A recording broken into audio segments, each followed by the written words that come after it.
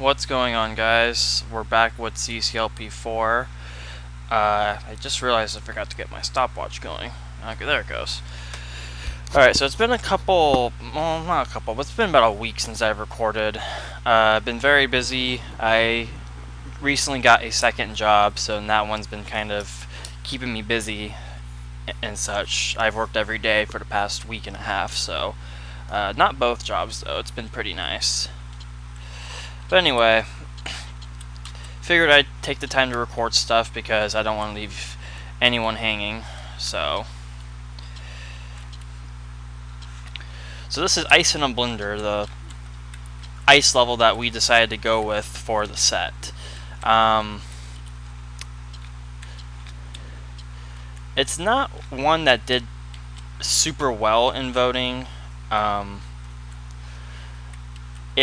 I don't remember its exact placement, but in the context of official set, and we didn't really have a lot of pure ice maze levels, and I always get lost in this loop. Like, that loop is good, but eh.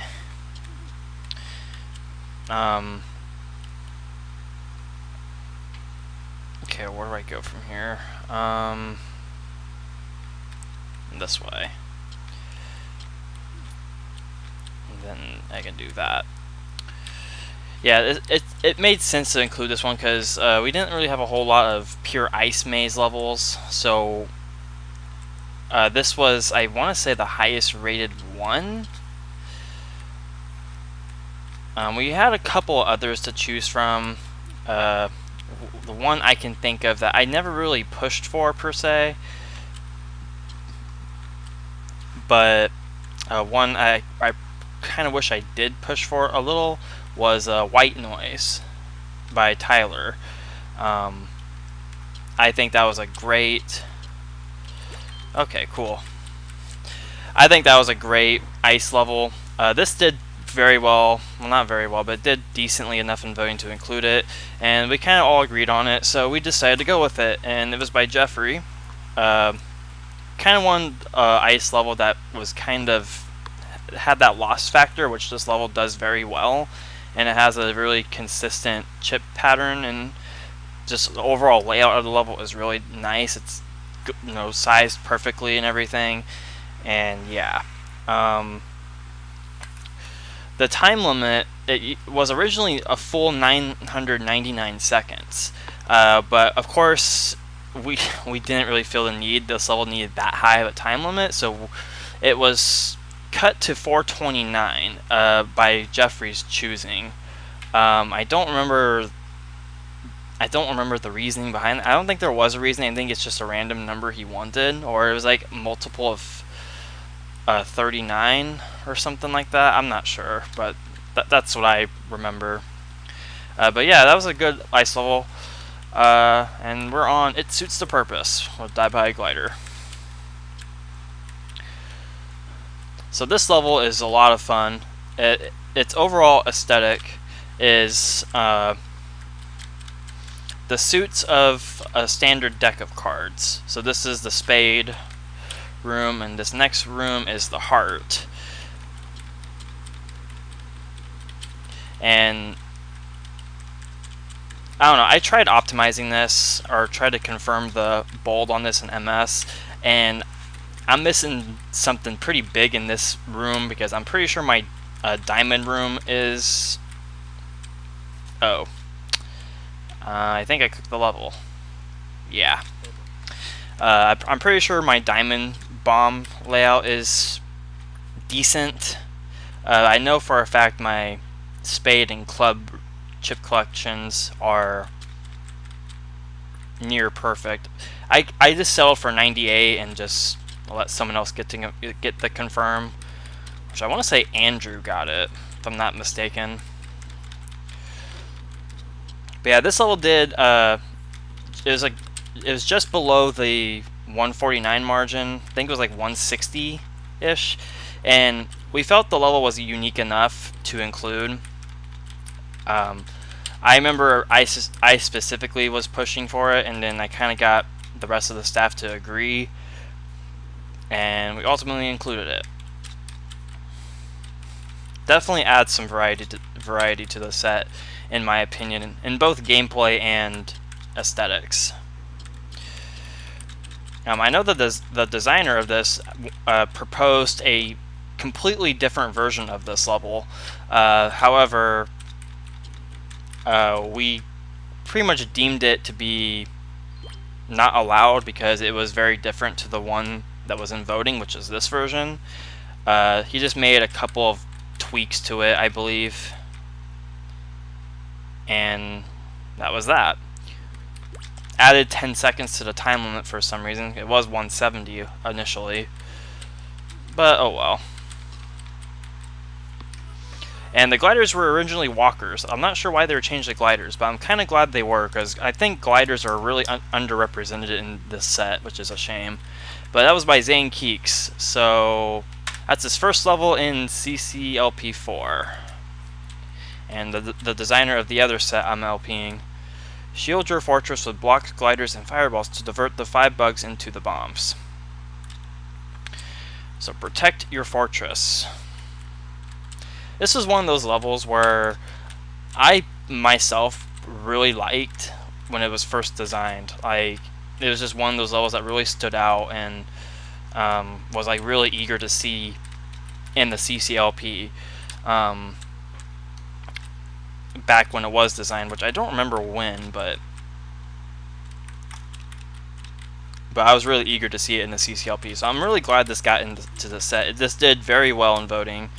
Actually one of the highest rated levels, I want to say. I think it was in the top 25, if I'm not mistaken.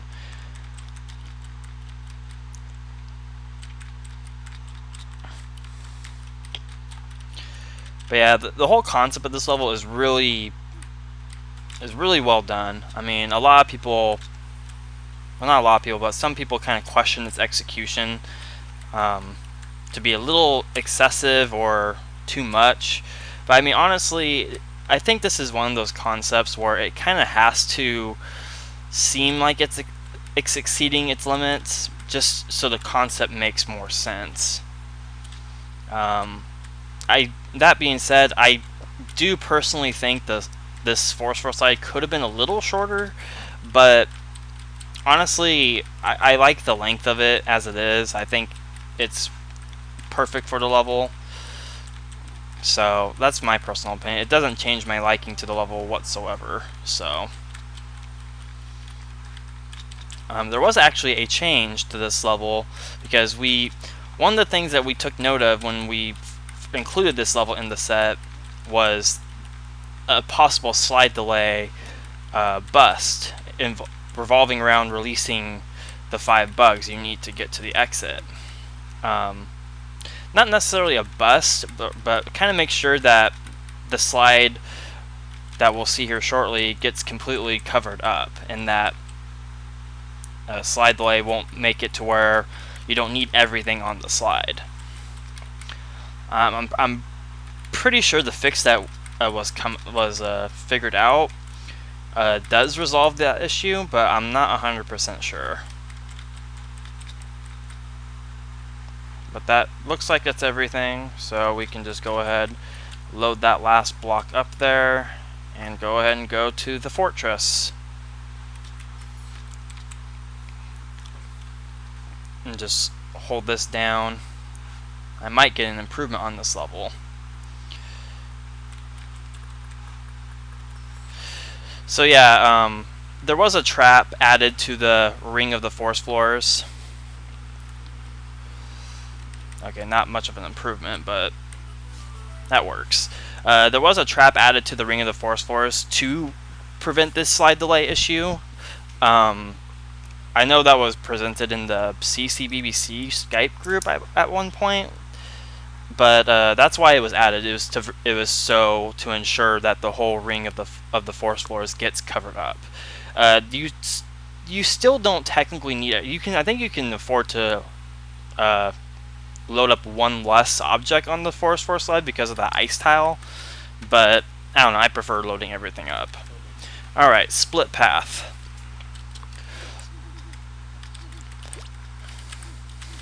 So apparently this level's bold is absurd. I don't remember the solution to this. Okay, I'm gonna kind of break this in links apparently. Oh, yeah. Okay, so this level is... This was one of those levels where we didn't really look at first, but because a level that was very similarly to this, Forced Circuit, was actually going to be in the set. However, to lower my domination spree, I was willing to sacrifice that level in favor of this one, despite it being higher rated.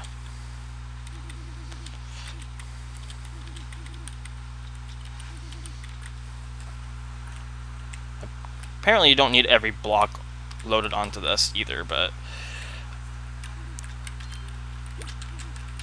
Oh, nice. I pressed left there. So yeah, Forest Circuit was one of those levels that we soon realized we didn't need because it was another full map level, and we kind of didn't want a whole bunch of those in the set. So this one mainly got in because of me. Actually, I think most of Zane's levels in CCLP4 got in mostly because of me. Not to toot my own horn or anything. Can I solve this though? That'd be nice.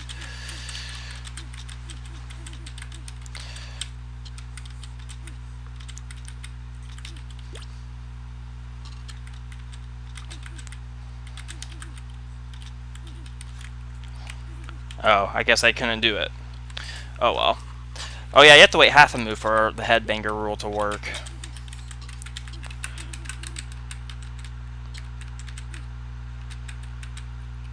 Oh, I cooked it. Okay, I'm trying to get a better time on this. I shouldn't do that. But yeah, this level and another one of Zane's levels mostly got in because of me and my persuasion to the staff.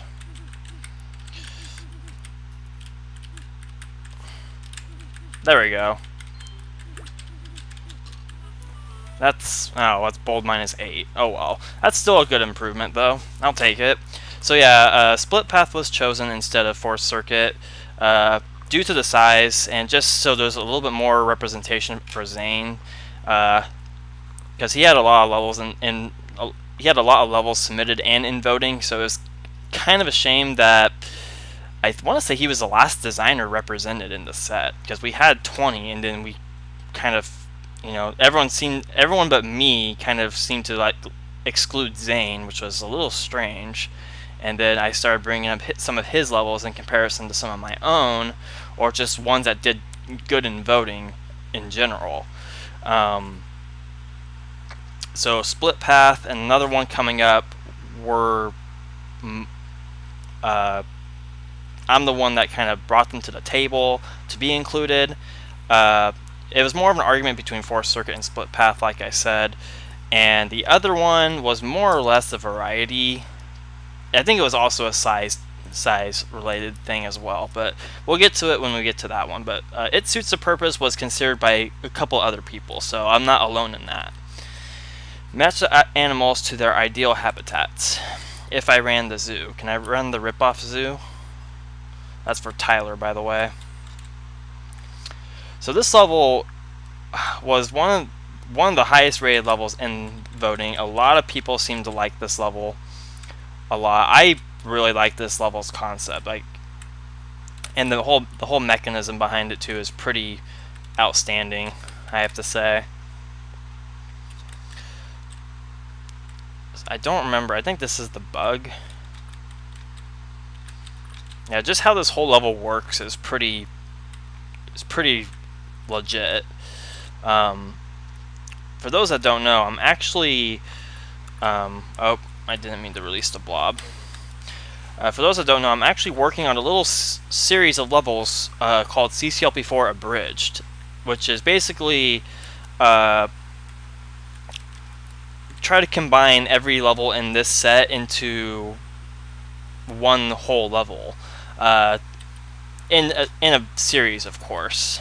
I want to say this is the Walker and the Paramecium. Yeah, I want to say that's the case.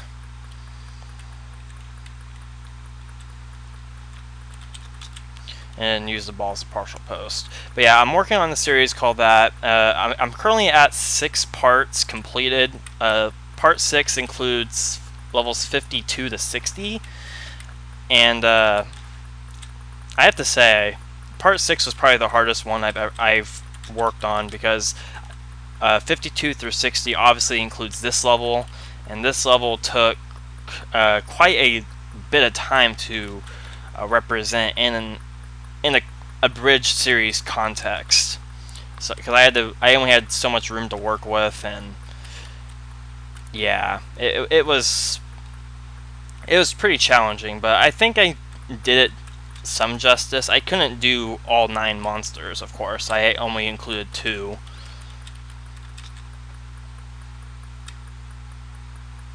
So this room, I want to say, yeah, this is the bug. I established that earlier.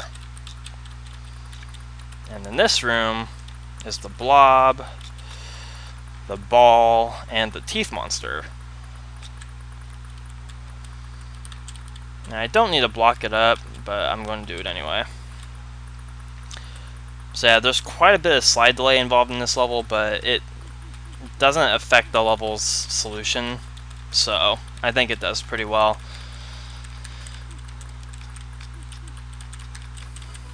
So yeah, this level, I want to say, had the most amount of 5s in voting, but it wasn't the highest rated level. I think its overall ranking was somewhere in the 40s, I want to say. But this level appeared very early on in voting. I think the second level pack it was in, and from that point on, it just remained in like the top 45, 46 area, which was pretty nice. I was really happy this level was so well received. But that was by Joshua Bone. I think that's all from him. But yeah. Alright, so Fireworks Factory. So right off the bat, I'm just going to go ahead and say this. This is one of my levels, and one that surprised me to get into this set. Open up this corridor above you to get the chip. All red buttons must only be pressed once. The title is a Spyro 3 reference of a level of the same title. Has nothing to do with the level in Spyro 3. It mainly has to do with the level's music in Spyro 3, which is one of my favorite soundtracks of all time in video games. So if you haven't heard it, go listen to it. I mean, it's pretty badass, I have to say. Just the way it builds up and all that. As for this level itself, I originally designed this for CCLP4, I want to say, and there was a rejected version of this at first. I want to say this was the rejected version, but so many people seem to really like this concept that I went ahead and kind of repurposed it a little, and you don't need that pop-up wall. I think I included it there just to be nice. A lot of people really liked it, so I refurbished it and put it into CCLP4, and then a lot of people, or a couple of people, wanted to see it submitted for CCLP4, so I did so, and this was very well ranked from the voting.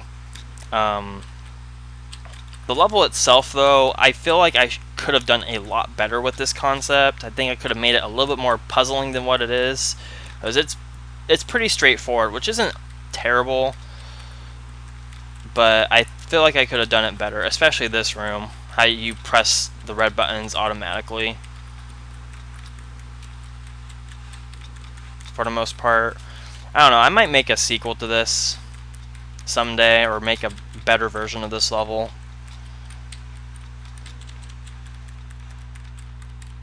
I was really surprised at how much people like this. Like, I didn't expect people. I expected people to like the concept, or at least appreciate it.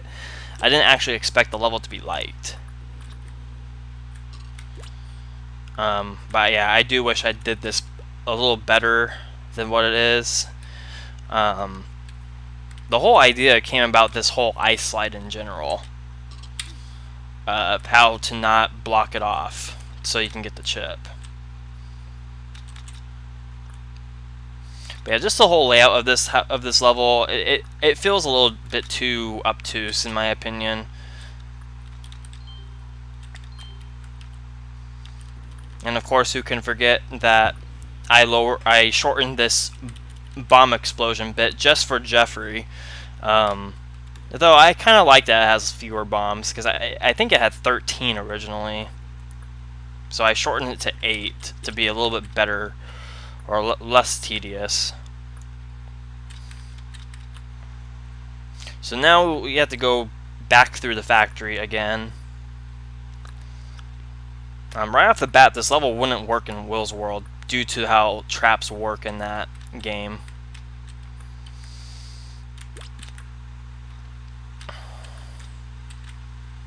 Now I could press the red buttons again, but I'm not going to. But yeah, I kind of like this, but I was pretty proud of how you have to go through parts of the factory a second time around. But it's nothing too special though. But that was by yours truly, and let's move on to bisection.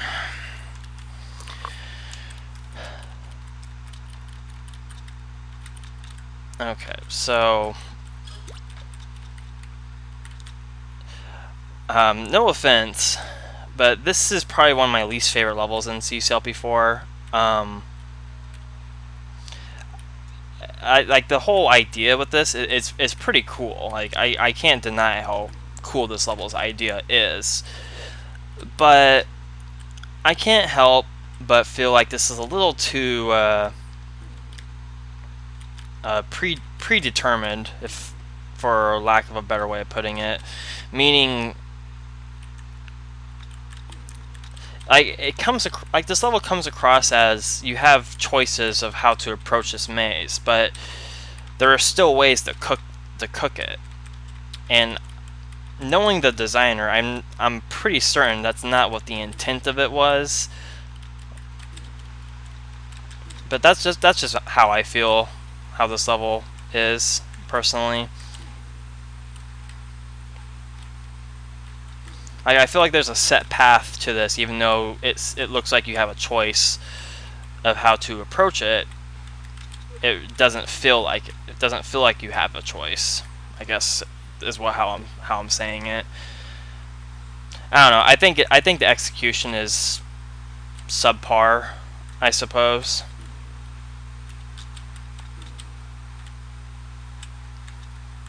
But it's still a good effort. It's not like I can do this concept better. But that's just my opinion. My opinion doesn't matter. It got into the set anyway, so I mean, oh, the window went inactive for whatever reason.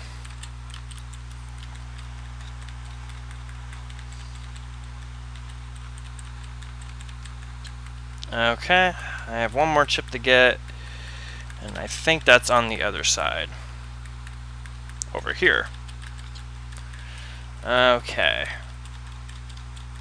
So I can't get to the exit from here, but I can go through right here. And you can go around the edge if you want, but there's nothing out there. So that was by Jeffrey. Not to mention that this level is also pretty hellish to optimize because of the blocks and the blue walls and how there's the mouse flicking whatever thing. But I mean, I don't care about that. That's your optimizer's job. Alright, Ruinous Plaza. Explore these ruins and collect all 14 yellow keys to reach the exit. So this is another level I made back in Josh L5 area. It was like in the middle of that level creation period. And the whole idea with this level when I was making it was I wanted a non-linear level that had kind of nearly everything going for it. The main theme, of course, is random force floors.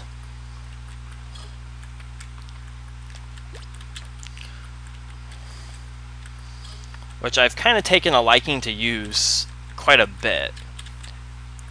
In fair ways, of course.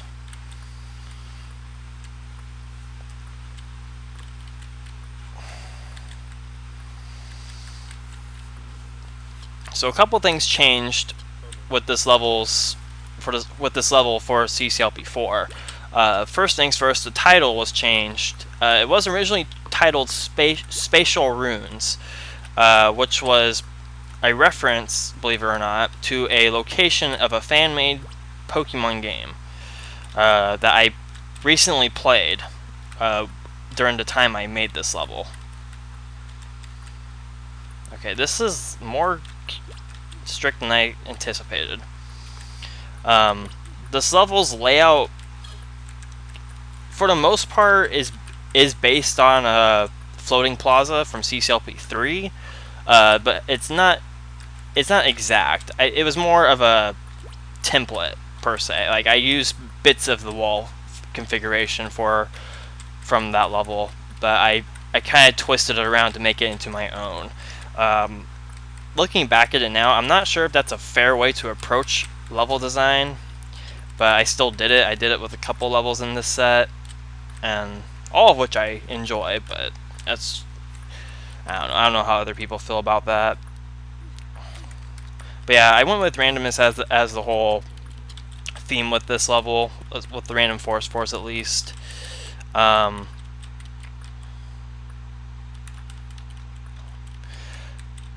That bug right there was originally a walker. It was changed to a bug mainly. Oh no, okay, I don't need that bottom block. It was changed to a bug to avoid, or basically so the bolt time for this level wouldn't be so ridiculous to get, because I basically refused to make this level untimed just because it was a random-ish level. So because of that, I was willing to change majority of random aspects of this level. The toggle wall timing was changed as well, so you can actually stop the ticking, which I personally prefer doing with levels if I have the option to. Like, if there's a way to ignore or to get rid of constant ticking noises, I usually try to do that as much as I can, just because I realize that it's a very annoying thing, and I don't like it myself, so whenever I can, I try to get rid of it. If I can't, I try to make it as least annoying as possible.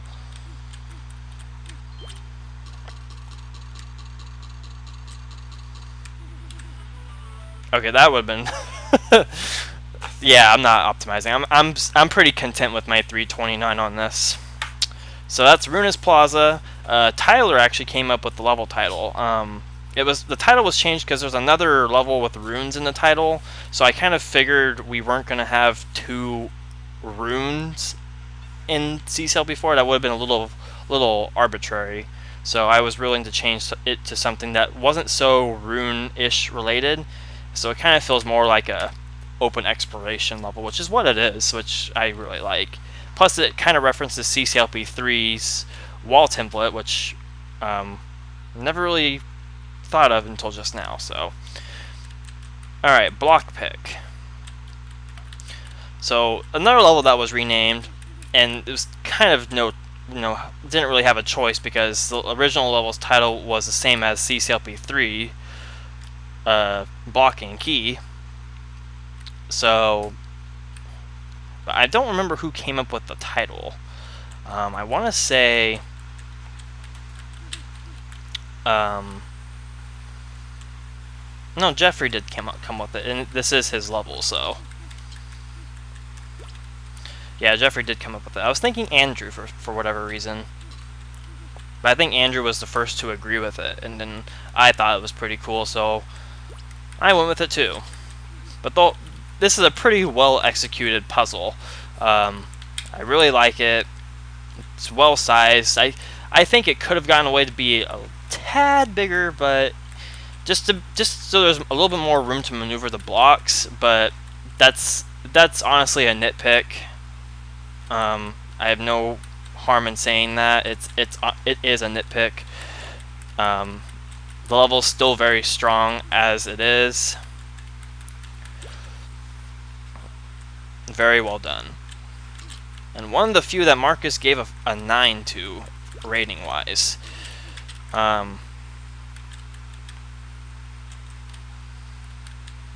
Which, I don't know. I mean, a little confusing, but it's, if you like the level, you like the level. I definitely am not going to question it. So what now? I have another key to get rid of down here. And then I want these, then I can get the yellow key, and then I can get the rest of these chips. Okay. So another Jeffrey level, really fun one at that. This was the second level in the very first voting pack, so I want to say this level got the most amount of votes that made it into CCLP4. So very impressive how it stuck out really, really well in voting. Like, that was no joke. Okay, Flippant. Dynamite Paramecia, which is always nice. So this level is pretty fun to play at. I really enjoy the theme of this level. It's got some pretty interesting block puzzles, and not to mention the whole water and gravel aesthetic. It seems to be a very light tile combination, and it looks good in pretty much any tile set, which is a huge plus. And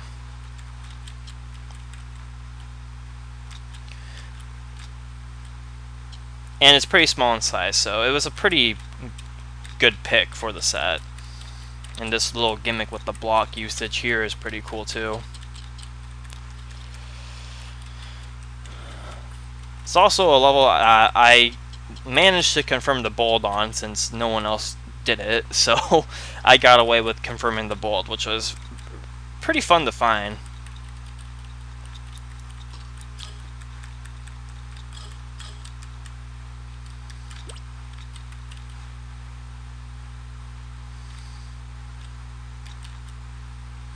I think this was the 149th ranked level in the set, so if we did, for whatever reason, go with the top 149 levels for CCLP4, I'm pretty sure this would have made the cut.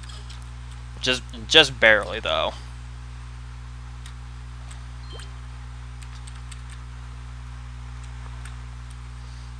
Alright, and then exit's way down here. And that was by Tyler. I just realized I still have that nice beating the level and all those level solving messages. I just realized I've never changed those. Yeah. Alright, Bluetooth. So here we have the infamous rink slot level. And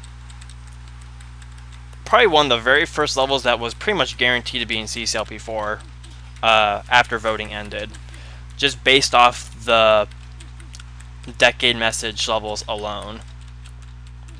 Okay, there's the path. This was the highest rated blue wall / ice theme level that we had, and it fit pretty well for a CCLP4, so we went with it. It actually didn't do too good throughout voting, but once voting ended, it struck back, which was really, really good, because one of the things that we kind of didn't want to happen was we didn't want to include a level that did poorly for the 61 slot, because we really didn't have another choice for level 61. Like, this was the very first one we picked. So if this level did any worse than what it did throughout voting, I'm not sure what we would have went with.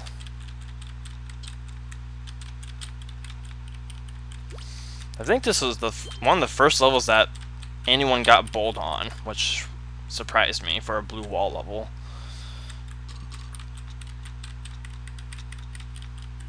But that was by JB. pretty awesome level. I really liked it. I was really pulling for this level to be in CCLP4, so I'm really happy that it pulled through once voting ended. Okay, block unpuzzle.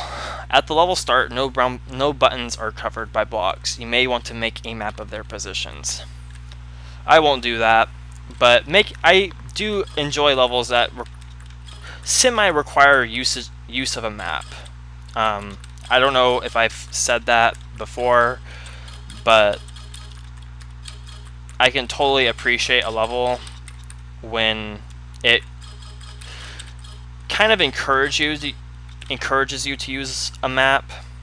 But this level is pretty small, so it doesn't necessarily need one.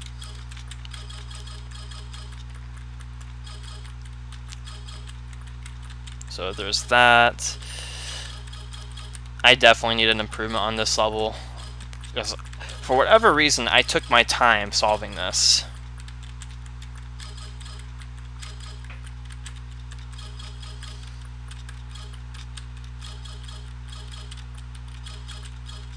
Oh.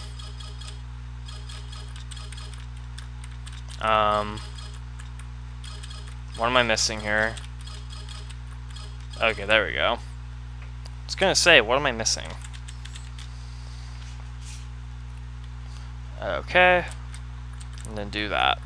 Constant button ticking, yay! So getting them off is pretty simple.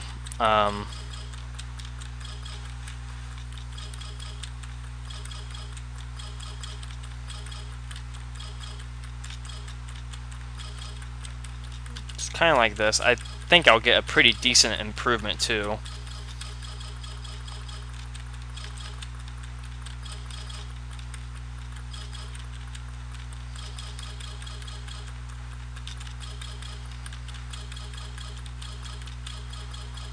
Alright, that should be all of them.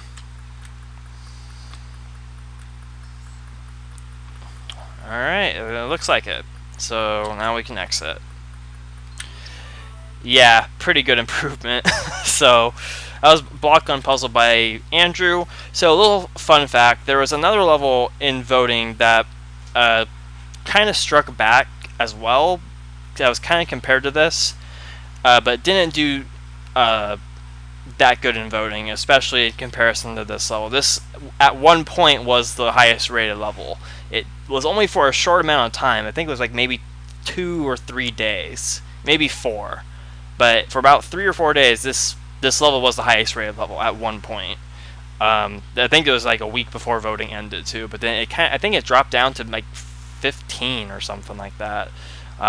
Didn't drop much, so this was definitely one of the highest rated levels. But the other level I'm talking about, I think it's called Soko Thief by Ben Hornlitz. That was one of the community nominated levels that got into voting at the last minute, and I enjoyed that level probably a little bit more than this one, but